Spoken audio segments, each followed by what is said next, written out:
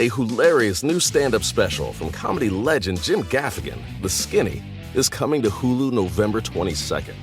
This Thanksgiving, see Jim in a whole new light as he gives you the inside scoop on everything from parenting teenagers to weight loss and gaslighting family members.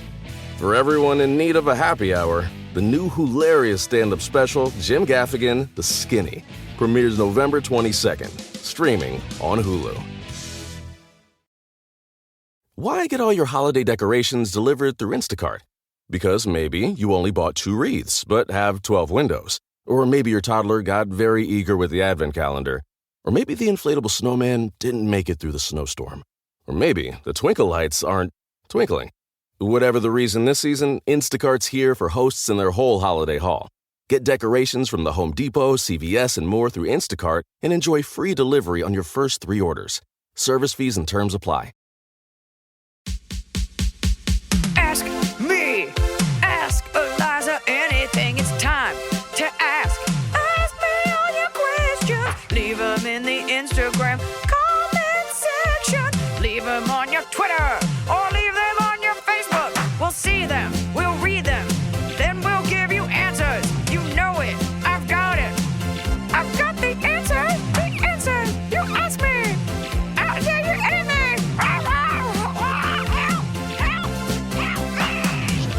So I feel like, first of all, thank you so much for doing this. Of course. Thank you for having me. I've never officially met you, but I feel like I know you. I was going to say, I mean, a lot of people feel that way. I've never met you. And I remember years ago when Blanche roamed the earth, I must have stumbled upon your Instagram and you were doing all these great things with dogs and you were making all these fun videos. And I thought, oh, this girl's probably so busy because she does like Katy Perry's animals and there's no way. And Emily just booked an appointment and you've been my preferred dog groomer ever since. My only dog groomer. Thank you. I'm honored. Yeah. You have quite the roster of clientele. Yeah. And you have quite the following. It's bananas. My assistants like say her name. We already know it's Jess Rona. They already clicked on the podcast, but what I think is fascinating about you, Jess Rona, and we're going to talk about your career and everything, is that you really have turned a passion, because there's so many dog groomers out there. You've turned this into, it's more than dog grooming. You've made it an art form. You've made it accessible to people that know nothing about dog grooming. And now you are a judge on Haute Dog on HBO Max. And the trailer looks so fun. Thank you. It's really cool. I mean, honestly, like this was never supposed to be. I started grooming dogs in my garage, which is where I started grooming Blanche. And I was actually like in a low place when I started making those videos. I was antsy. I was bored. I just grabbed my phone and made these videos because I was just like wanting to do something creative. And then they blew up. And then I became known as this dog groomer that makes these videos. But the garage was just supposed to be me like making money to pay rent so I can like be an actress. Yeah. So talk to me about that. So you come from, I'm guessing the East Coast, but I could be wrong. No, I'm from LA. Oh, wow. I know. Okay. I lived in New York for a while. Maybe that's what I'm sensing. My mom's from Brooklyn. It was the Rona. I was like, which is I'm sure you've gotten the jokes about that last name. It like just clicked for me. I was like, oh, she's Italian. She must be from back east. So you're here in LA and you want to be an actress and you went to dog grooming school. No. Okay. Not at all. And I'm Jewish. Even better. I'm not Italian. Oh my God, I'm Jewish too. Are you fasting today? No, I never did. You? I thought about it, but I wake up in excruciating pain in my shoulder every morning and I need to take an ibuprofen and I need food for that. Why does your shoulder hurt every morning? I don't know. I'm guessing you've tried everything. I haven't. I'm also just hoping it'll go away. But in my defense, I only ate half an avocado with no salt so that it was like the closest to fasting I could get. Like no fun with the avocado. For the rest of the day? Yeah, I think I'll hold off just to give it a whirl. But I also, today's the Day of Atonement and I don't feel like I have anything to apologize for. Like I feel like I'm a really good person. Yeah. Anyway. I mean, man, my sister's a really good Jew and I'm a horrible Jew. Like, And like, I'm 100% Jew, Ashkenazi Jew. I did one of those DNA tests. I'm 100%. Yeah. There's nothing else. Me too. Really? Like no Irish, no Cherokee. I know. I was just like, give me something fun. Is there a splash of Spanish? You know, something. Nothing. You're 100% fully Jewish. Fuck. I mean, it's cool, but it's also like, I wish I had something else. Like, give me like something fun. I don't know. It's fine. I mean, you could have one relative who's Polish and one who's Russian. Ooh la la. I'm half Polish and half Hungarian. What are you? Okay. I'm like fully Russian. Like fully Russian, maybe Polish. I don't think, I mean, I know there's a difference, but like fully that. Okay. Yeah. Maybe we should apologize to God or whatever for not being satisfied with being 100% Jewish. That's a really great Jewish way to look at it. Okay. I don't know. Just, God, like super pumped. Tell you about the shoulder, because I go to this chiropractor named Dr. Phil, and he could potentially just, adjust it and it'll be fine. Or I'll get that info offline. Yeah. Yeah. I'll do it all. Because I'm like feeling sympathy pains for you. Oh, thank you. Yeah. It's I think it's a hip thing. Like it's never the thing. It's always like the note behind the note. Yep. My point is I ate half an avocado so I could take a fucking ibuprofen. Lord, I wasn't like enjoying the avocado. No. That's such like an anorexic meal. What? There's no salt. You can't enjoy it.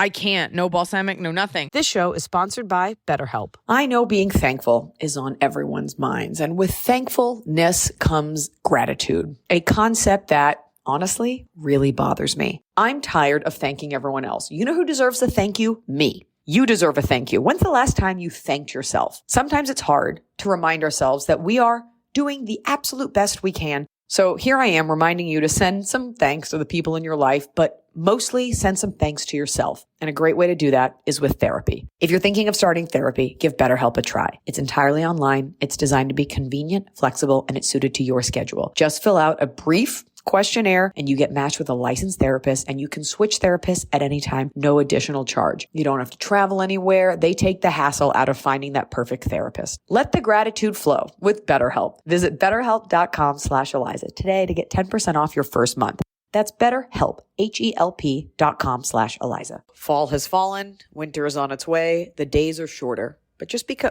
they feel shorter.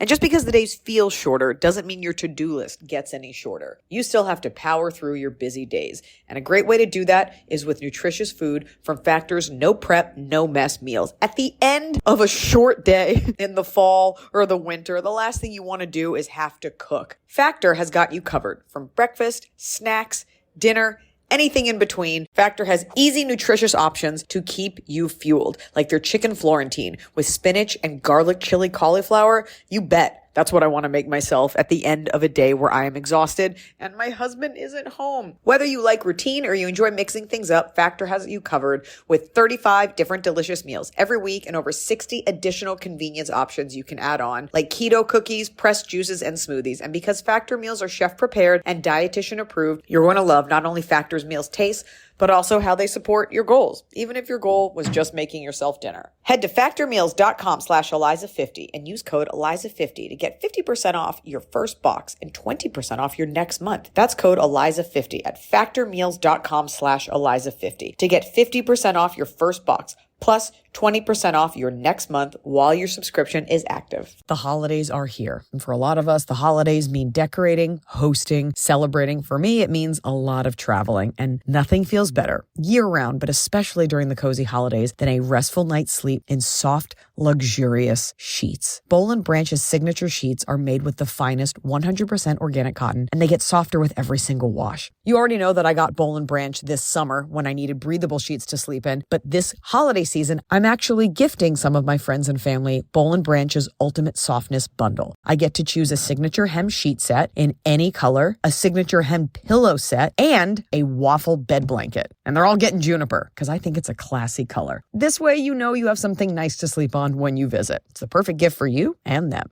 Gift you and your loved ones a better night's sleep with Boll and Branch. And right now is their best offer of the entire year. For 25% off plus free shipping on your first set of sheets, head to bollandbranch.com/Iliza. That's Boll and Branch, BOLLAND branch.com/Iliza for 25% off. Limited time only. Exclusions apply. See site for details. So you're in LA and you want to be an actor and you just started grooming, not unlike the girl that like cuts all the hair in the dorm room. You're like, I'll start grooming dogs. Mm-hmm. What was what was the impetus for that? You were like, I like dogs. I have these scissors. No. Let's see what happens. Like nothing, none of that. I grew up with cats. I didn't know anything about dogs. My mom would go to PetSmart. She would drive 20 minutes to PetSmart because they had the only kind of cat food her cat would eat. So I would go with her. I was like 18 and there was a help wanted sign. And when you look at the application for different jobs at PetSmart, you can there's a little list. It's like work in the aquatic section, work with birds, be a cashier, dog bather. And I was like, who's clicking work with birds? Who's like, ooh, I want to work. Aviation. I don't know. That's airplanes. Aviation technician. You know what I mean? I don't know, whatever. Yeah. Work in the bird section. Who wants to work in the section?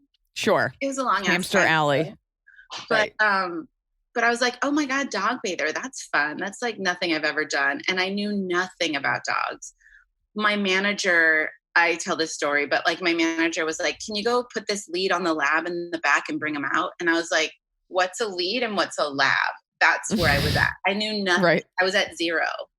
And so I just started bathing dogs and I was terrible at it for so long. I was a teenager. I was just trying to make money to buy a car. It was never supposed to be this thing. And I was also going to acting school. And then I was waiting tables at night and grooming dogs during the day. My dream was to just be a waitress so that I can go on auditions during the day and wait tables at night, like all the cool waiters at Buca de Beppo on City Walk, which is where I worked for so long. Oh my God. And then, I moved to New York and just started doing improv at UCB. And then that became my whole life. So I was waiting tables and doing improv, and that was my whole world. I didn't want to groom dogs. It was just this thing I knew how to do, but I just didn't want to do it. But then after 6 years of waiting tables, you're like, I don't want to wait tables anymore. Oh yeah, I know how to do this thing. I'm going to go back to that. So I was like, if I'm going to do this dog grooming thing and this improv thing, I'm going to get really good at both of these things. Mm-hmm. So I would I started doing grooming competitions. I'm giving you the very short version, but I started grooming competitions. I would go to trade shows and take all the classes I could. I would just practice and just learn everything I could about dog grooming, and do improv shows every night. And so it's just so crazy that my two worlds are colliding on this show, which is bananas. It's improv and dog grooming. Who knew? I think it's interesting because to me, it's crazy in the sense that those two typically don't converge. But if you really look at it, because we get a lot of questions on the show about passion and pursuing things, you chose these two things. You're like, I'm going to work really hard at these two things versus spreading yourself really thin and doing all this stuff. And I think it's super admirable that you're like, I don't really want to be a dog groomer, but if I'm going to do it, I'm going to fucking do it. And you took those classes and I always respect people that go out and get that extra education and really dive into it. Because dog grooming has sort of, at least for the masses, for the unwashed masses, it has blown up. I'm sure you've heard or watched that competitive dog grooming documentary. Mm-hmm. But it's the one where they dye the dogs all different colors and those stuff. Are all my friends. Oh my God. And because there were some girls on there that are brand new and they're like, this is just what I want to do. And you see a passion in them. And on your documentary as well, there's an art to it, to, sculpting your dog to look like Mount Rushmore or something. It's not just making dogs look like they're going to the Westminster Kennel Club show or whatever it says. So I think I think people listening will appreciate that you took two things. You're like, I really want to do that. And so you started making these videos, which I think is cool because when I watch them, I remember thinking oh, this girl has a sense of humor. This isn't one of those ironic, your immigrant grandfather started grooming dogs and doesn't get why it's funny. You had a sense of this and you just didn't realize it would blow up. Yeah. Well, I remember sending one video to the dog's parents. Like, I made this for you guys. And they're like, oh my God, like their reaction told me that it was something. So I was like, this is just your dog's ears flying in the air to a Beyonce song. Have fun. And they were like, no. Like, I'm putting this on Reddit. This has to be, or whatever. I don't know how to put something on Reddit, but do you know? I don't either. Reddit? I don't know. My assistant knows so much about Reddit, and it's a scary place to me. Same. But like, basically, people's reactions to it made me think it was something. And I guess that's how is that how you work too in comedy? It's like, you don't really know, or sometimes you really know. You're like, this is amazing. But then sometimes you're like, is this good? I need some kind of reaction. As a comedian, I feel like that's a thing. I feel like it's more as a writer. I'm like, is this good? And someone's like, no, you were on the right path. Yeah. But I can tell you the first time, I think I took Blanche the first time, and I went because I was like, I need this video. I sent her, and I was like, because I want this video of my dog. And I think I didn't get one, and I was angry. I was like, why did we send all the way to the valley? You can go at and I was just like, well, send her back. I can't ask her for the video because she's obviously busy. No, you can. I didn't know you, but I kept going back because. Did I not? Yeah. I didn't make one. Oh my God. No, you did eventually, Calm but I your think dog down. What do you think this is? What do you think this is? A podcast with a dog person. Well, a lot of people had like dog training questions for you, and I was like, she's not a dog trainer, so I'm not going to ask you those questions. Well, people wonder how I get the dogs to stay so calm for my videos. What happened? Oh, wow, I see dog feet. I'm just trying to pick her up. I'm just trying to get her to stop growling. The AV guy is here, and she hears him, and she's very suspicious, and she's protecting. I'm so sorry. We think. Is she, or is she protecting herself and I happen to be here? Debatable. I don't think she don't know the answer to. She has no honor. You know what you did? It was anyways, we'll get into it, but you had made one of Blanche, I think, but you didn't post it. You didn't post her video that day to your Instagram account, and I was like, people need to see my dog. I wasn't angry, but I was like, we gotta hopefully next time. And you did. And it's still on your page, as is the one of Tianfu, which is beautiful. I don't usually edit the video right away and post it right away. It depends on my day. If I had a full day, I'm exhausted. I don't want to go edit videos after work. But then edit other people's dog videos. Yeah. Well, I mean, it does bring me joy. But sometimes I do. It just depends on how my day is going. No, that is 100% valid. I do everything in real time. Like every email gets answered in the moment. I'm a total maniac that way. So I'm like, why wouldn't she just post it the second she was done clipping? Really? I have no patience, but that's on me. Either. I know. Did you love your Love Boat video? You made a video for those of you who want to look on, maybe look on Jess's because she has more concentrated dog videos on her Instagram. She made a video of Tianfu to the Love Boat theme song, and there's a beautiful scarf that I kept for a very long time flowing in the wind, and it really helps you to kind of see your dog in a different light. Really? Because everybody has the voices they do for the dogs and the personality, but then you put a song that I never would have thought of, and I'm just like, oh, maybe she is a graceful vacationing lady, not a baby. Because you have a love for 70s culture. Is that right? I really do. 50s, 60s, 70s. I'm so about it. I love it. Anonymous asks, for Jess Rona, how did you come to love the 70s nostalgia so much? It's such an overlooked era decor-wise. Is that true?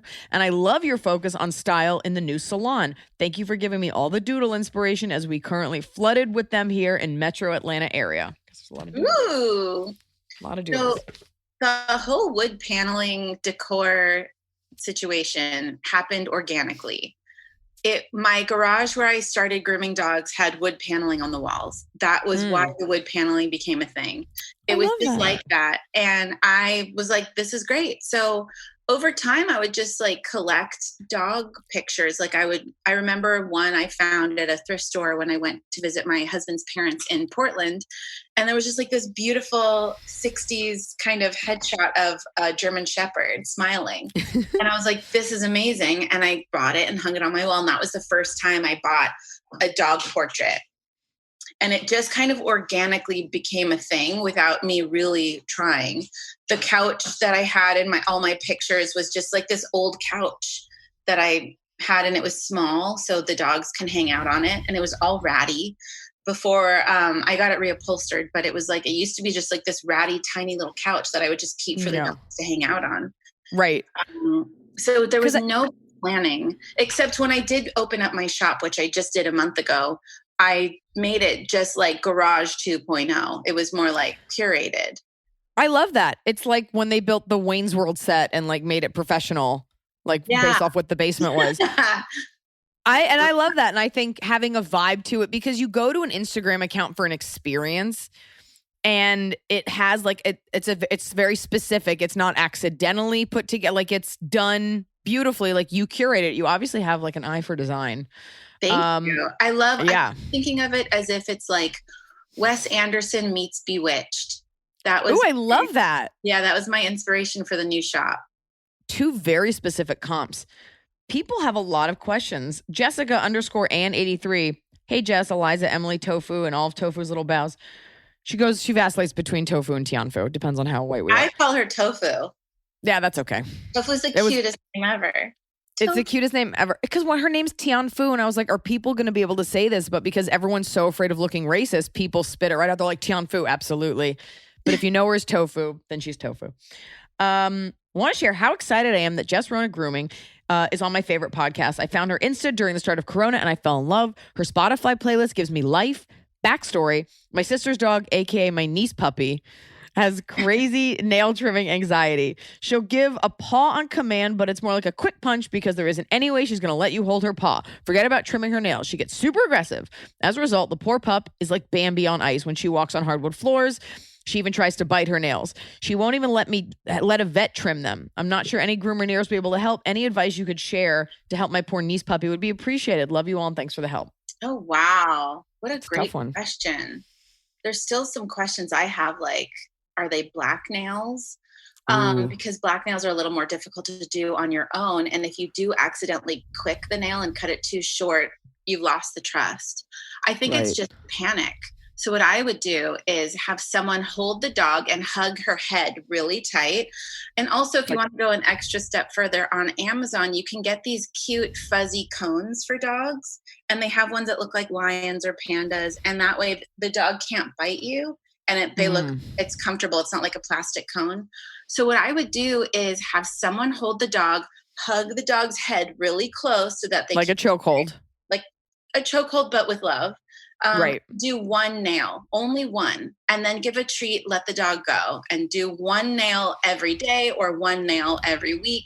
And that way it'll just be like over time. And then make sure you just take a little tiny bit off, because if you go too short and you lose the trust of the dog, you have to just really work on regaining trust again. But did you see that video? There's a video of a couple holding a Chihuahua, and the Chihuahua has a large cardboard box, like that's open underneath the head. So there's someone squatting under, like it looks like a table, and the head is sticking out. Yeah. So I don't know how big this dog. What if the dog's really big? I don't even know. That's the other thing. We don't know. We don't know. Dog is really. Go to good. A different vet. If you can't get it done at a vet, go to another vet, go to another groomer, keep going to different places. Because people come to me and they're like, you're the first person that was ever able to trim my dog's nails. And I'm thinking like, it wasn't even that crazy. So maybe it's just the person. Yeah, maybe it's the vibe. Like they walk in, they're like, ooh, wood paneling. Let me smoke some weed. Let me have sex on this couch. Yes. They feel good there. Dax is a name. Always happy to see more dog lovers on the show. Question for Jess and Iliza. Do you have any strong opinions or roasts of any particular breed of dog? After working in a kennel for 2 years, I believe each breed has their own personality archetype. For example, in my opinion, Huskies are just over-emotional toddlers who can run 20 miles an hour and need to. And then it got cut off, Emily. No. And need to something. Oh my God. Is Emily Sorry, Dax. fired? Emily is fired? no, but her wages will be garnished. Okay. With celery. Do you have opinions about different breeds? I could get one. I mean, here's the thing. I love animals, but I'm not like an animal fanatic. And like, I love my dogs and I love a sweet dog. I don't understand poodles. I don't know why you'd want one. They're like one of my favorite breeds. They're so smart. They're so smart. They're elegant. They're amazing. They're just wonderful, loyal, smart dogs. My dog is not the brightest dog. and I'm okay with that because Blanche was like a small person. Tianfu is very athletic, great jump ability, great enthusiasm off the bench. A certain, like, do you have a dog that comes in and you're just like, ugh, an affin pincher? Like, are there dogs that are just like, what? You got it because you know. For me, it's like, oh God, this dog's a lot of work. It's like a lot of this dog's going to take me 4 hours to groom, and that's a lot of work. What kind of dog? Or can We just recently had a big, humongous Bouvier come over, and the dog Bouvier. Bouvier is like I'll show you a picture of them. Bouvier. Like humongous. They look like humongous schnauzers. This dog was one of the biggest dogs I've ever seen. This dog had a lot of fluff, and he was totally brushed out. Oh, but it was like a lot of work, and it took us all day long. We had to have 2 people groom him. It was just like one of those things where it's just one of the. I also don't love a Wheaten Terrier. There, I said it. I'm sorry if I offend anyone. I don't love That's like the Kennel Club dog show dog is a Wheaten. You always hear like the Wheaten Terrier. It's like in the terrier group.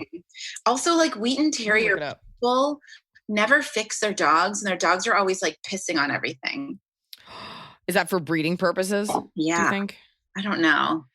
Oh, you know what? These dogs in the face look a little bit like peak career Goldie Hawn, just like floppy blonde hair. Yeah. And isn't a Wheaten Terrier the one in Lady and the Tramp that's like, he's a tramp, but I love him? It's like, I thought, is it? No, I thought it was I don't know. PC blonde hair. Maybe you're right. I thought it was a spaniel. No, she like just one of the ones that sings, not one of the not Lady. Yeah, potentially. Interesting. Rewatch that. And what's so great about dogs is even if you have an ugly dog, like even if you have like one of those Spuds MacKenzie dogs or like one of those Chinese cresteds, if it's a sweet dog, it becomes beautiful. Of course. I could not agree more. I love a little weirdo. Give me a snaggletooth smush face. Like I'm so in. Please love me. Mrs._Appleton, groomer from Canada here. My name is Tess and I work in a shop that's mostly shave downs. Any tips on how to slowly start to let me do something with a little more my style? I used to work in a different province. Okay, they're Canadian. And I feel like I never did shave downs and my clients were fine with me trying different cute cuts. And here it's a lot harder for people to try something new. You sound like you live in central Canada. She says you're both amazing. What are your tips? She says, I sound like I live in central Canada. I was reading it and like in my mind, like in Saskatchewan, they're less likely to be like, let's have fun than like on the coastal city. I should have paused before inserting my agenda. I get this question a lot. Oh, yeah? I try to say, I try to use vague terms when I'm checking in a new client. I use terms like, do you want something cute? Or can I play with a fun style? It's super vague and I have control. And I also do know that I'm in a very privileged position where people know my work and they're like, do whatever you want. I'm just so happy to be here, which is that is unbelievably rare for a groomer to experience that. And I've lived the other side for so many years where you feel like you have to prove yourself, but I could do something cute. And so I would just start using vague terms. And then also just gauge, like, how often do you want to come over? If you're a once a month kind of person, maybe I can play with a different fun kind of cute puppy haircut. And that's really not describing anything. Yeah. So she will have control. It's just. If they get mad, you're like, I just said cute. I just said cute. They won't get, and if they get mad, you can say, when they pick up, you can say, like, give me feedback. If you love something, let me know. If you want me to change anything, let me know. Sometimes it takes me a couple tries to get the perfect haircut. So I do say stuff like that.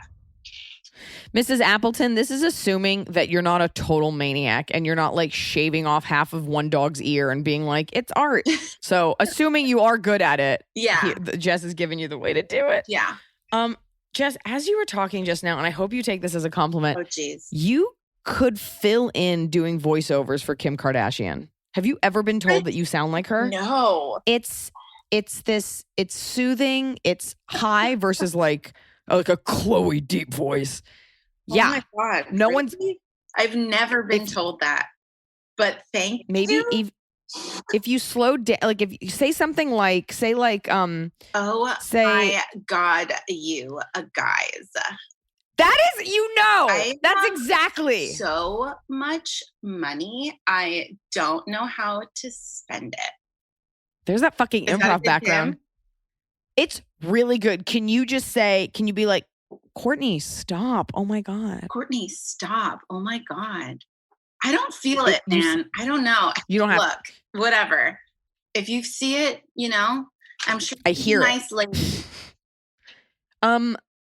We have I'm glad that you don't feel it, because I don't, you don't need to feel it, but it's a compliment, and it might be good for voiceover work, as like, in case she's too busy to do commercials for Skims. Yeah, or like ADR for the show. Actually, her show's That's what I'm talking about. Or over, not canceled. Oh. Like moving on. It's okay. You're like, fine. I think they're okay. After 17,000 years of keeping up with the Kardashians, we're moving on. You're like, your show's canceled and mine is just starting on HBO Max. Watch Haute Dog. Yes, baby. Yes, baby. There it is. Doomsday_raps. Was there anyone putting you down for what you wanted to do when you were a child but we've already established you didn't want to do this as a child. So we'll just say, was there anyone putting you down for what you wanted to do? And was it what you are doing now that they put you down about, or is it what pushed you towards this? Let's rephrase that. Let's ask, when you started, you're like, I'm gonna take dog grooming really seriously. Was anyone like, oh, maybe not? Maybe never for dog grooming, but totally for acting. My father wasn't the most supportive of being an actor. And I was like, I want to be an actress. And he's like, oh, so you want to be a waitress? And I just remember that conversation. And I was just like, no, I'm really going to do it. But I've always known I was at some day going to be an actor of some kind. I didn't ever think I would be like on a reality type of show. But I mean, I knew I was gonna do something, and I'm working on other projects right now that I'm excited about, which will help with the acting side. Right. But so that's your answer. People who tell you that you can't do something, or you shouldn't do something, or they look down upon it, just know that they have a filter that they're seeing everything through. And that filter is created by their own life and their own experiences. And it has nothing to do with you. It's their own fear.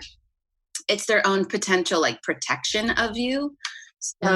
So it just, anybody else's fear put on you is completely their own. And it has nothing to do with you. Anyone's opinions of you have nothing to do with you. It's their own life. Mm-hmm. I hope you guys heard that as we fix everyone's life here. It's so true.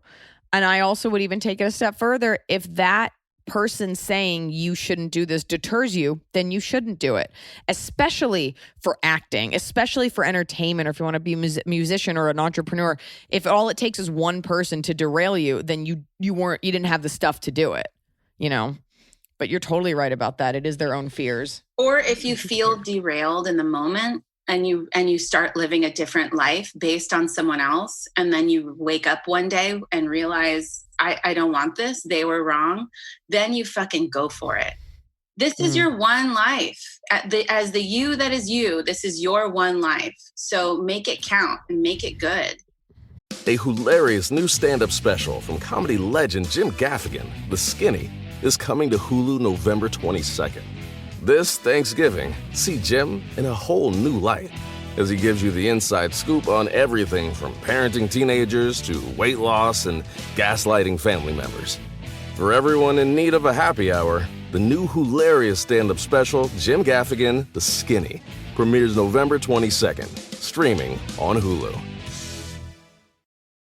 So finally, fall is here. I have been looking forward to it. I have had a hard year in a good way. I had a baby. I have been on a nonstop tour, nonstop traveling, and it's been hot. So I'm looking forward to, of course, pumpkin spice, everything, cooler weather, and slipping into a cozy sweater from Quince. I've talked about Quince before. Quince has beautiful leather jackets, cotton cardigans, soft denim, and so much more. All Quince items are priced 50 to 80% less than similar brands. Dressing expensive doesn't have to be expensive. Their clothing is beautiful, it's durable, it stands the test of time, and it's what I like to call a capsule wardrobe. I got an Italian wool cocoon coat. That's one of those, it's got like a European and collar, and it covers my butt so I can walk around New York City and not be chilly. And Quince only works with factories that use safe, ethical, and responsible manufacturing practices. Get cozy in Quince's high-quality wardrobe essentials. Go to quince.com/Iliza for free shipping on your order and 365-day returns. That's QUINCE.com/Iliza to get free shipping and 365-day returns. Quince.com/Iliza. And so what makes you think like this? Because not everybody taps into these sort of affirmations and deeper thinking. Like, so do you read on this? I am Did something, you have a near-death experience? No, nothing. I just was very unsatisfied in my life for so long. And I was coasting and I was smoking pot every day. And I was just kind of allowing fear and insecurity to rule my life. And I finally woke up and I was like, I'm very unsatisfied. And you get what you tolerate in life. You just get what you tolerate. And I just kind of was like, if I keep doing this for the next 5 years, where is that going to be? And that's just a good question to ask. If you continue this path for 5 years, where are you going to be and are you going to be happy? And I just want something big. And I do study this daily. It's like a big part of my life. Can you give people some, I'm sure people are listening being like, oh my God, I'm so glad I tuned into this podcast. Well, give a book or something that, because I know that people, especially my fans, they like this kind of stuff. So tell me, give someone a good, what are you reading now? What have you read that you liked? Well, the part about someone else's fear is the 4 Agreements. Definitely read that. Everyone's in their own dream. It's a beautiful book. It's really simple and easy to understand, and it's a life changer. I have it sitting in my guest bathroom toilet. Really? In case you need to take a dump. And and we have that in that Paul Coelho book. What? I was just saying, and you need to ponder life and while you're on the toilet. In someone else's house. I listen to audiobooks as I work, and I love all of the You Are a Badass books by Jen Sincero. I've seen her live. I'm obsessed with her. She changed my life. She's the one who made me change everything. You Are a Badass. You Are a Badass at Making Money, all that stuff. There's also a book by Rhonda Byrne called The Magic. And that's just basically a daily gratitude practice that is just life-changing too. Write these things down, you guys. Maybe we'll put a link. 3 top of my top books, but I'm all into it. I'm kind of a crazy person about it. What better to be crazy about than manifesting your own happiness and being positive and grateful, and those things are all great. And I think it's something that people talk about a lot, but actually don't follow through in practice. I'm talking about it on stage. I'm not making this about me, but there's the Jen Sincero book, and then for every Jen Sincero, there's 1,000 other women that are like, I'll make my Instagram a positive place. And it's but you're not a positive person. Totally. And you're putting it out there because you're hurt. It really is, you have to practice what you preach. And it is so personal. It's not about other people. It's about you beaming from the inside and constantly questioning your own path and doing the things. I always say that to people, what's your 10-year plan? What's that 5-year plan? What are you going to do in the next 2 weeks? It's happening right now. Oh, yeah. I love that. And also these people who are trying really hard to have their cute, quotes and stuff on Instagram, they're humans and they're flawed, and it's just up to us to take what is meaningful to us or what can help us. But I also love Abraham Hicks. And I'm just starting to, Abraham Hicks talks about kind of being a puppeteer with your thoughts and choosing joyful thoughts. And I'm but if I'm she talks about pivoting, if you think this is fucked up, and it feels bad to pivot your thought in that moment, like a puppeteer, and change it, which is really hard. But that's something I'm working on too. Yeah. Oh, that's probably a lifelong practice. I've had a couple friends who were I'm just choosing to be positive now. And it really is a choice. And I can't say that it's one that I always make, but it really is a choice to be like, I'm not letting that thought come into my head. Yeah, I had it make this morning all the time. Oh no. What were you going to say? No, I was just saying I had it this morning. I was laying in bed and my shoulder hurt, which led me to think about something else, which led me to be like, oh, and you weren't invited to do that show. Like, oh, you didn't get invited to go to Dave Chappelle's house in Ohio. You are a fucking loser. Like, and then I was like, you know what? I haven't even opened my eyes yet. So maybe we'll just go and pretend we're going to fast for Yom Kippur and do a podcast and go back to work. And like, did that help you feel any better? Like, it helped me feel better to actively decide I wasn't going to feel bad, but the negative thought doesn't. And I've done it enough that I'm like, what's the outcome here? Just being anxious? Which we already are. So, well, yeah, but like sometimes I feel like, am I lying to myself by like switching my thought? And the whole point of it is to feel better, because feeling good brings more feeling good. And it's so simple. So I just try to feel good. But honestly, and like just the other day, I was feeling like shit. I'm in a lack mentality all day. Nothing's enough. I'm not doing good. Like I'm just really going into lack. And I'm just like, you know what? I'm having a bad day. That's what it is. This is how it is. It's not always going to be like this. So it's not always going to be like this. Yeah. Yeah. I'm having a bad day. I feel like shit. Everything's shit. It's just going to be shit today. And that's okay. You know? I think there's something to be said for playing around with it. My aunt, who's a life coach and extremely spiritual, she was, Your aunt's a life coach? She would talk to me one time about like, I was like, I walk up to this counter and this woman's about being a bitch. And she was like, try to play with the energy. Like trying to turn it around, which does require energy. Like if someone's rude, saying like, hey, how's your day going? And then all of a sudden they're like, I'm a person too in my day. Thanks for asking, Wow. I can't. Next level. That's next level.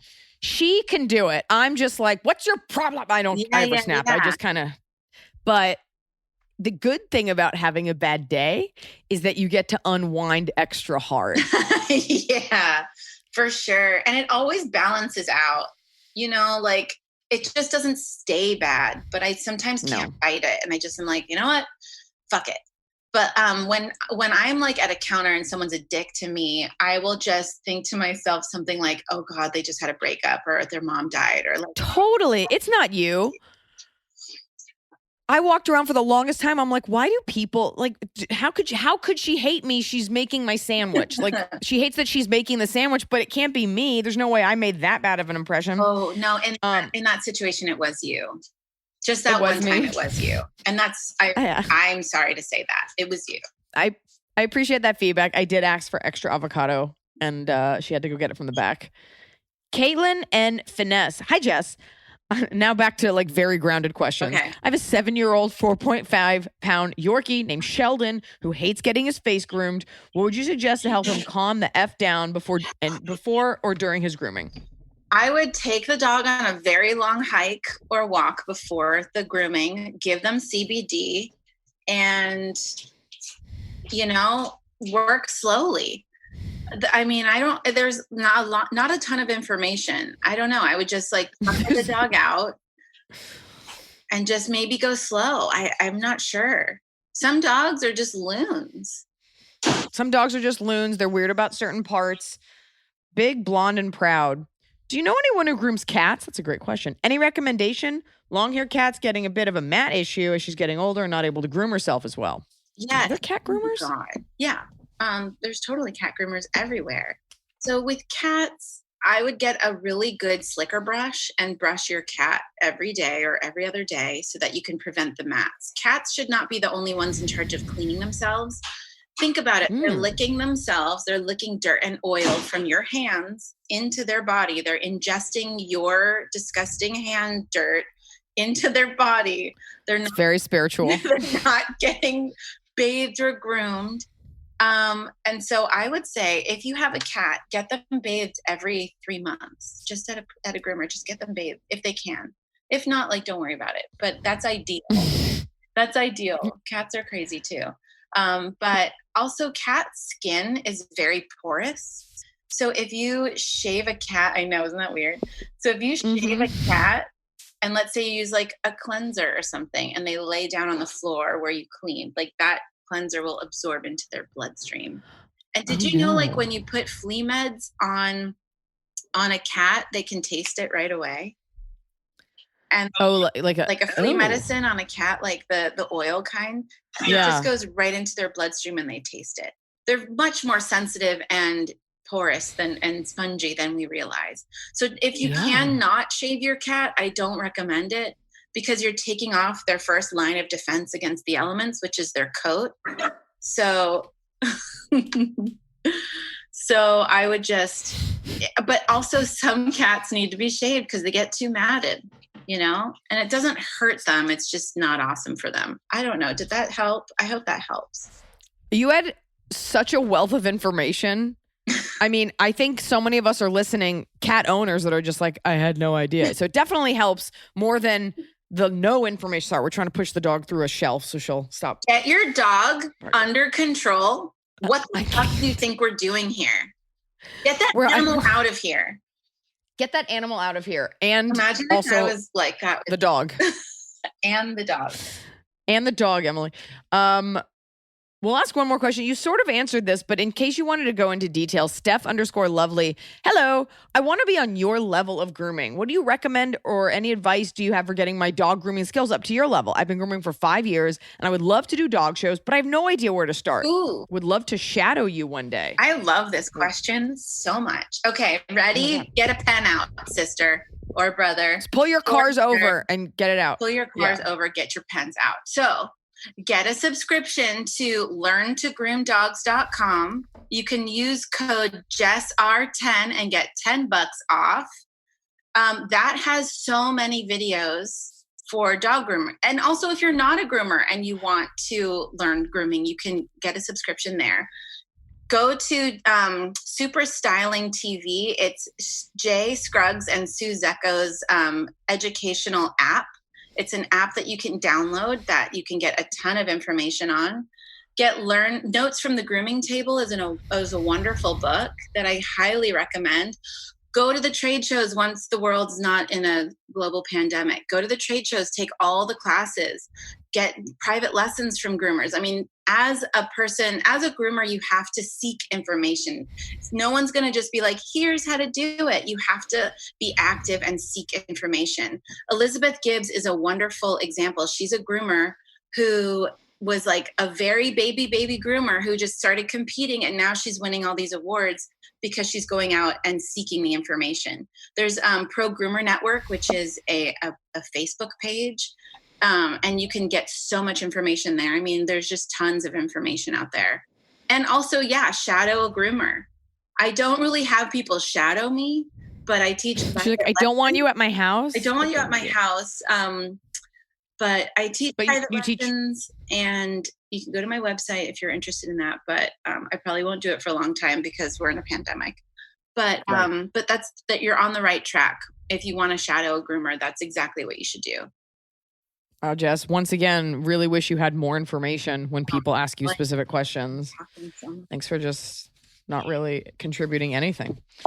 So now, because we have a lot of people, I figured you wouldn't want to answer all dog questions, although your answers have been enlightening, elucidating, even for people who don't groom dogs. What's elucidating? It's like shedding light on. You're very smart. You're so articulate. Anytime, I just love listening to you talk. Oh, you are so, and I love when you do your voices. This is just unrelated, but I appreciate that. Do you read a lot? Not as much as I mess up like a very simple word.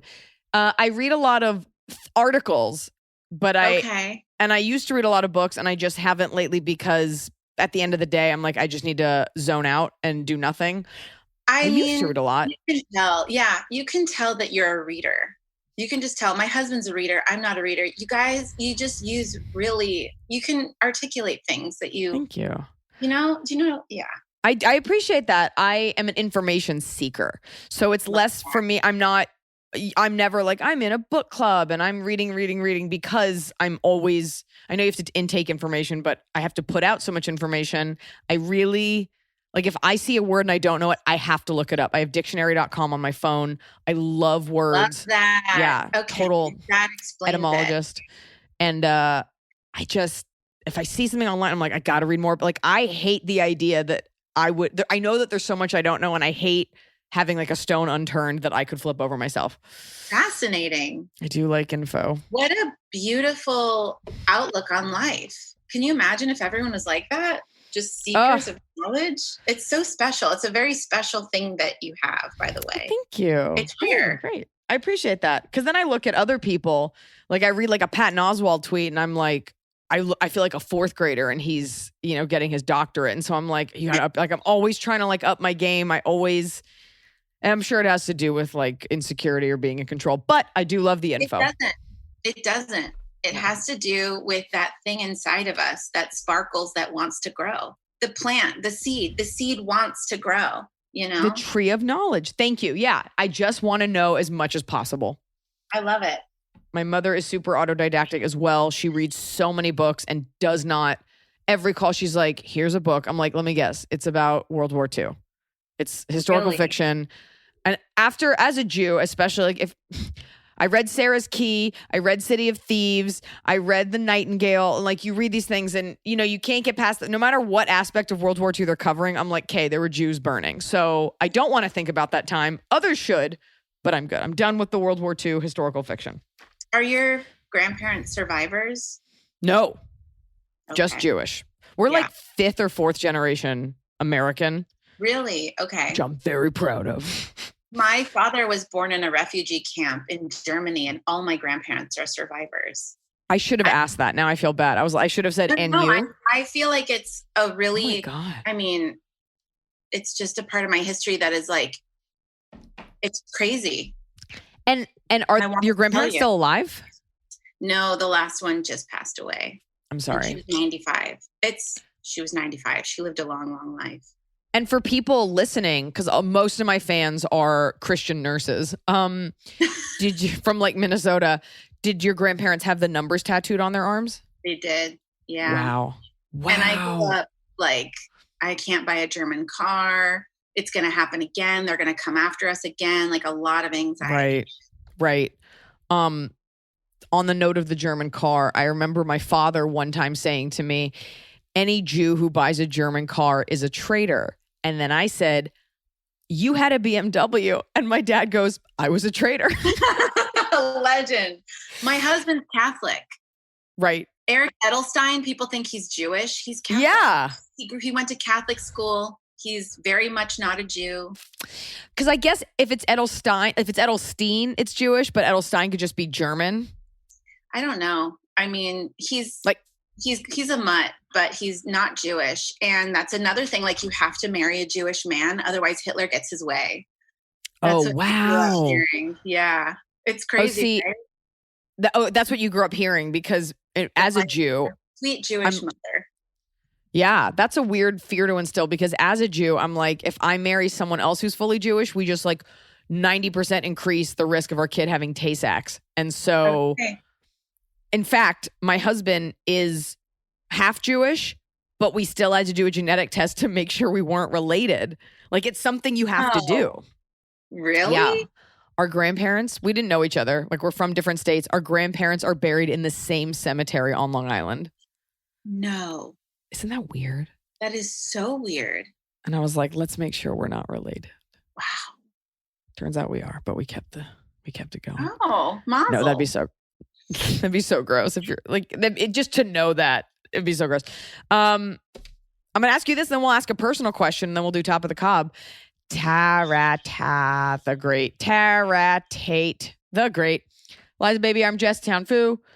Besides She's a Snow Peach and Blanche Waits, which is the account of my dead dog, which doesn't get a lot of new content. What are some favorite dog pet Instagrams to follow? Also, any tips on dog dental care? But you could just answer the first part if you want. Get your dog's teeth cleaned regularly. You've got to. I can go on about dental care if you want. I love Shoe and Tree, SHU and Tree, TREE. Her Instagram is KGood, but take it a step further. Check out her YouTube because, I mean, I talk about her so much. I love her so much. She's in South Korea. Her name is Jo Yoon. She makes the most amazing videos on YouTube. Sometimes I'll come out at the end of a day and just watch her groom dogs. Is it soothing? It's so soothing. I love her. She'll like put them in a bubble bath and massage their heads. I've seen those. That's her. I love seeing a dog luxuriate. Yeah, same. Oh, I love that. What's another good? I mean, she's literally my favorite internet presence of a dog account. I love Round Boys. Do you follow Round Boys? No. It's just round animals. Oh, round animals. I follow the hashtag round animals. I mean, it's just amazing. Those are the top two I can think of off the top of my head. What's other? I mean, I'm going to think of a million. Oh, Bichon Tori is hilarious. Bichon Tori. It's a little Bichon named Tori. Who knew? Who knew? Who knew? I love at the beginning, Dax was asking, if we have any dogs we can roast. I will tell you, I stan for a Pomeranian. I love them. I've never had one. In my sketch show, I cast a Pomeranian. I just think they are exquisite droplets of perfection. I'm about to show you this video. If you guys, I don't know how to find this video, but it's a woman opening a door to 100 Pomeranians. Oh my God. There's so many. It's Round Boys. Round.boys. There's so many. Guys. And look at the one at the end. Look at that little guy at the end. The little white one. I mean, that one kills me. So if you go to Round Boys, there's a video of a lady opening a gate and then like a bajillion palms. It just doesn't end. Enter the When I was shooting my sketch show, I lived in Brooklyn for a month. Other than that, like I've never lived in New York. And in my neighborhood, there was a Merle Pomeranian, which for those of you, I mean, how do you describe Merle, Jess? Like it's marbly. It's like black and white spots, but also brown, like but also eyes. Yes, blue eyes. Which a Pomeranian's expensive, and a Merle Pomeranian's like extra expensive. And it was this like elusive thing. Like I'd only see like the tail of it go by or like just his face. And I knew he was being walked within like a 4-block radius. And I would get so excited. Like there's something wrong with me when I'd see the Merle Pomeranian. Oh yeah. Well, it's like looking at a wonder of the world. You get excited when you see a waterfall. It's just a beautiful piece of nature. It's the rainbow of dogs. Go Google Merle Pomeranian and just enjoy your life. I'll give an Instagram. Oh, yeah. What? I'm sorry. Oh, go ahead. No, give an Instagram, please. I need to know. Norman the Pomsky. My cousin Brett is friends with, I guess, the owner, and it was staying at their house for a little bit. It is a large Pomeranian. It's a Pomeranian Husky. Beautiful. Gorgeous dog. Gorgeous, beautiful teeth, beautifully trained, and I got to go hang out with them. Anyways, it's just a very expensive mix. Yeah. Everything. Anyway, beautiful coat. Gorgeous. I'll take it. I'll take anything fluffy. Do you have any other accounts you follow that are hilarious? Dog related? Or animal related? Animal related accounts. I have to think about that. I know. I had a problem thinking about it. I can tell you that one time I like checked my Google search history and it was just like chubby dogs, chubby cats, chubby hamsters. It was so revealing of knowledge. Knowledge. Chubby dogs, knowledge about thick cats. animals. Yeah. Anonymous. I'm a 33-year-old self-employed classical musician. I went to university for 3 degrees over 8 years, and it really got my only really got my performing teaching career off the ground and full-time a couple of years ago at 31. Even pre-COVID, I started having thoughts of needing a career change to something that was more secure and had the potential of earning more than $32K Canadian, which is like $10. Since COVID, like most performers, our regular gigs have almost completely vanished. I'm still teaching online, which is keeping me afloat, but it's not what I went to school for exactly. I'm an orchestral musician. I have interest in science, particularly psych and physiotherapy. I know that it's never too late to start a new career, but I'm worried about the timeline. Go take undergrad courses to fill the prerequisites, 1 to 2 years, master's degree, 2 to 3 years, start actually working and earning income, age 37, 38. And then I'd have to work until I'm 70 to save enough for an okay pension. Oy. What would you do? As a musician, I'll be doing what I love, maybe, but I will have to depend more on teaching. Or could I switch careers and still perform, but not teach, but lose my way for more years of my 30s? I'd also like to have kids.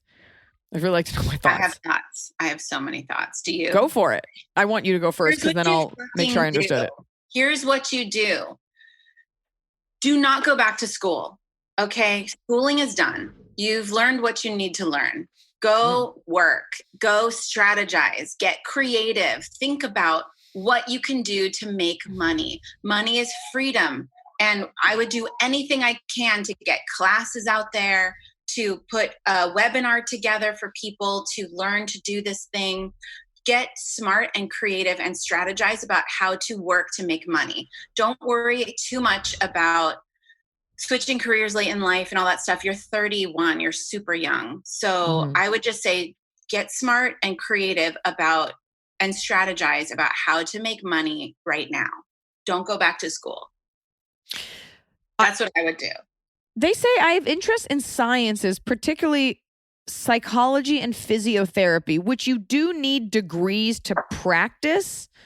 But I also wonder, because it seems like, although that is all the same side of the brain, it seems like a little all over the place. And to have gone and gotten all this education as a classical musician, and I do think those things, I don't know how, but those things must tie together in terms of neurological function or something like that. Could you pair with a psychologist for music therapy? Can you teach music therapy? Like, how do you not totally throw your skills out the window? I don't totally disagree with Jess that, a lot of people go back to school during times like this, but you do have to, I guess it's free in Canada, but still, maybe you do have to pay for it. I would never be deterred by, I'll be this age one day, because you're going to be that age anyway. But it sounds like you're kind of running from something. Follow the joy and run towards the fear. If you're afraid of doing something, it's a sign that you should do it. Can I tell you? My screensaver on my phone says, "What would you do if you weren't afraid?" Ooh, that's good. You know, Iyanla Van Zant, Oprah's person that she has a show on the O Network, and she has like a podcast and stuff. I think she has a podcast. I was listening to her on a podcast, and she's like, if there's not pee dripping down your legs, you're not living right. And ever since then, I was like, be so afraid and do it. Oh, be terrified and do it. No, I'm like, people that are incapacitated and paralyzed with pee dripping down their legs in a hospital bed. Not literally, but just basically like, if you're terrified, do it. Right. I just like, it's, you just have to run towards the fear and do it. Yeah, it says, but it's not what I want to do for school. I'm an orchestral musician. I think you like it. I also think it's very easy when we are doing something and it's not paying out the way we want to be like, well, I must want something else. And it's like, but what in your dream of dreams, if someone was like, hey, here's the best orchestral pit boss job, would you want that? And kind of like Jess did, you're like, here are the two passions I have. I'm just going to do it, not worrying about anything else. I also think anytime in my life I've been nervous about, I don't want to meet this person, or I don't want to attend this thing, or I don't want to do this. It's never been bad. I've always, any show that was going to suck, even if the show did suck, I've always walked off stage a better comic than I was an hour ago. So there's always, it's just about how you look at it. I think you need to sort of reevaluate and ask yourself what you're afraid of. Oh, get rid of that fear. Perfect. Good advice. Reevaluate and ask yourself what you're afraid of. And we all have permission to step out of our lives and look in and say, I want to do something different. We always have permission to change our minds. You can change your mind and change your path whenever you want. You really can. I mean, my own father, and this is in my book, he was in the menswear industry for like 25 years. And then that industry sometime in the early 2000s dried up, and he had a family. And I remember sitting with him in the car, and he was like, I'm going to get what does my dad do? It's like I'm going to get like my license to work for Principal Financial. Like, I'm going to get that job. And he pivoted, started a brand new job, had nothing to do with men's fashion or creativity or materials or any of the things we grew up with, and started from scratch, and now is like one of the top guys at his office Really? Because it's not insurance and policies that he has a passion for. It's people and connecting with people. And he does his own seminars. Like he found a way, Wow. because I think in his heart, Cool. yeah, he wants to be like a performer, but at a certain point you can't do that. And I think he found a way to make it performative and to make it. So you can figure that out. If my dad could do it in like his 40s or 50s at the time, you can do it. And it's really great that he was just to know, okay, I know I like working with people. So I can do so many things that have something to do with working with people and I will be happy. Yeah. Oh, that's really cool. I always felt like I could have done, if somebody had given me a chance at something, like I had a job as a copywriter, and if someone was like, do you want to produce a commercial? Like I may have become that. Like you just need someone to set you in a direction and just go, and the joy will come with it, I think. I agree. Let's do a long question. It's 11. All right, we won't do it. Jess has got to go. That's okay. I'm here if you want to do it. I want to read it because I see the word toast and I'm like, what could this possibly be about? Okay. We'll just do your hot take on it. I literally have nothing else to do today. This was my plan. That's okay. it. Okay. We'll do this. I'm in my kimono. I'm chilling. I've been admiring your necklace, but what does it say? It's a nameplate. Yeah, this was my mom's. All these necklaces were my mom's in the I love that. 70s. It says Judy. Oh, Judy. Yeah, it says Judy. Oh, that's great. I have all her Brooklyn gold jewelry on. I love it. I love it. I'm living for that J. Oh my God. That's fantastic. So here's the question. I need wedding help. I'm just trying to be a bride having fun in 2020. I'm just trying to be a bride having fun in 2020 and actually doing a pretty good job. Half off chocolate. That's one of my jokes. Loads of Garth Brooks and donut with a sign that says, don't mind if I do. Okay. But my mom is being a total bridezilla. When she was shopping for her mother of the bride dress, she kept telling me it wasn't the one and she wasn't getting that special feeling from the dress. She also wanted to be the one to walk me down the aisle, but I've always envisioned walking myself down the aisle. Dad's out of the picture. I'm an independent woman, damn it. Nobody's going to give me away but myself. Then she was going to settle for a tea party where she read me a poem during my husband's mother-son dance. That's a hard no. She can have a toast. Oh, it's not. Okay. So toast was something else, which is already way dangerous enough. Now the part, I feel like we might have the same mother. Now the part I need advice for.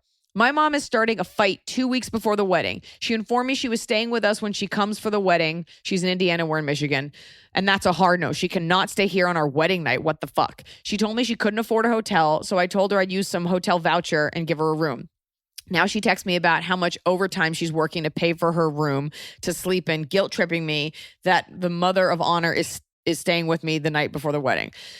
This same call, she also informs me she's bringing a date. She's not even seeing anyone. Is it crazy my mom is bringing a semi-rando to my wedding? And how do I handle her really aggressive passive aggressiveness? Because her shit doesn't stop there. I do have an experienced mom managing bridesmaid assigned to her, but I wonder if it's not enough to keep her from breaking me down and ruining the most special day for me. Ooh, I got thoughts. But go ahead, Jess. Oh, man. I want to hear your thoughts. Here's my thought. Do not give yourself away. Your mother raised you. And I appreciate that you're an independent woman. You are that independent woman because of her. So you're robbing her of the joy of like doing this final right for you. It's a little selfish. It is weird that she stays in the house. If your mother truly has no money, then it's not the biggest deal in the world if she's in another bedroom. You've been a teenager. You've had sex in the same house as your mother. She wants to bring a date so she doesn't feel alone. She's the mother of the bride. She does not have a husband, and it's probably going to be mostly your friends there. And it doesn't sound like she has the biggest hand in this. She wants to feel special and for it to be special. I get that she's a maniac. I would try to have a little bit more compassion because you're sounding really intolerant of a single woman who probably gave you everything. Wow. What so empathetic towards the mom. Cause I was just thinking like, this is your day. It's okay to have boundaries. If you feel like you don't want something, it's okay. But now I'm kind of like, oh, fuck, you're right. I think just compromise and just realize people get in a frenzy over weddings. It is not, I mean, it's a big, big deal, but it's okay to compromise on your wedding. Yeah. If you don't want your mom staying with you and you're paying for a hotel room for her, I don't know why she's complaining about working overtime. Explain Yeah, to that's her. weird. Paying for this. Put it on a credit card or whatever. That way, if you don't want her in your house, you can have her in a hotel and put her up. I think, yeah, let her bring a date. It's fine. You'll Just never have to see that compromise. man. And I love that you're just saying, like, she raised you. She should walk you down the aisle. I don't know. I think it's just pick your battles. And if something makes you super uncomfortable, it's okay to have boundaries, but then also realize your mom probably sacrificed everything to have you and to be your mom. So don't forget that. Yeah. So just, compromise for sure. I totally agree with that. And now it's time for Top of the Cob. It's the top of the cob. We're doing it right every day. You just take a bite, top of the cob. Are you prepared with your top and bottom of the cob? Yes. You have them? The bottom part is hard, you know? It always is, isn't it? You're like, because I'm so positive. Well, I don't complain. I don't know what to complain about. Or just to like have I did have a shitty day. I don't know. It could be that. It could be that, but it could be something so specific. Like I hate when they automatically give you a straw at a coffee place because I bring my own straw. Okay, wait. Okay, can I hear your top and bottom? Sure. My top is, and I decided to do canine themed for you. Ooh. My top is, even though people have told me not to, kissing my dog right on the mouth. Okay. I love kissing her on the mouth. I love lifting up her lip flap and smelling her gums. I love kissing her on the teeth. I don't care. I love wholeheartedly. Blanche had horrible breath. Tianfu has perfect teeth. There's nothing more special than dog romance. She does have a cute, smushy little mouth. I kiss my dog up right here on the lips. You have to. I don't lift her gum and get up in her mouth. That's okay. But it is a good thing to do. We can go back to the dental question. It's a good thing to do. Check your dog's teeth. I check them out. I don't think there's anything wrong with that. I think it's beautiful. Somebody said kissing him on the mouth like it was a bacteria thing. I'm like, she licks her butthole and I'll kiss her mouth. I mean, they're not at the same time. I don't care what people think of that. As long as it's not at the same time, we're okay. Yeah. And you want me to do my bottom before you do your top and bottom? Or do you want to do your top? My top is opening my shop. No, my show. My fucking show came out. My show came out, Haute Dogon on HBO Max. It's like the coolest fucking thing ever. I can't believe it's real life. I have a question for you. Yeah. Are you an executive producer on that? Was that your idea or did they cast you? You're an executive producer on that. I am. I developed the show with one of my clients who this is what she does. And when I met her like years ago, probably like 3 years ago, she was like, we're making a show. And we just started developing it together and it actually happened. I think that's so wonderful. And it's because you open yourself up in this different way and you pursued your passion. I also think it's funny. It's like we're making a show. First, a network has to appear out of thin air after streamers take over. But once that happens, we're going to pitch to that network. That's fantastic that you're an executive producer and you're a judge. Yeah. And so also the show is completely my brand. Like it's dogs blowing in the wind. It's wood paneling. It is you. Yeah. It's 70s music. It's very much the Jess Rona stamp for sure. It's also, if you watch the trailer, it's not unlike a Great British Bake Off. Like, it's just fun. Like, it's just sugar. There's no one's upset. No one's like, it's just lighthearted. Everyone's having it's like a party where you're grooming dogs. That's exactly what we wanted. We wanted to just bring joy. We wanted to make people happy and smile and just bring them joy. That's what my whole brand and everything and mission is, to just spread joy for sure. There's no higher purpose, honestly. Well, now we're going to bring it down with the bottom of the cob. All right. Well, my bottom of the cob, this is so awful. People are going to hate this. I don't want to hear your story about your dog. Like, especially if my dog is here and I'm showing you something, I don't want to hear like, oh, well, Buttons, this thing where I leave the door and then they'll come in. Like, I can't visualize it. I don't care. I know in your mind it's really vivid, but I don't want to hear your dog's so bad. Can I tell you something? Yes. I don't want to fucking hear it either. Thank you. Thank you. That is I fully piggyback on that, because can you imagine being me? Everybody tells me about their dog's health problems. Yes. Everyone's dog's skin issues. I know when they didn't want to eat. I know their bowel stuff.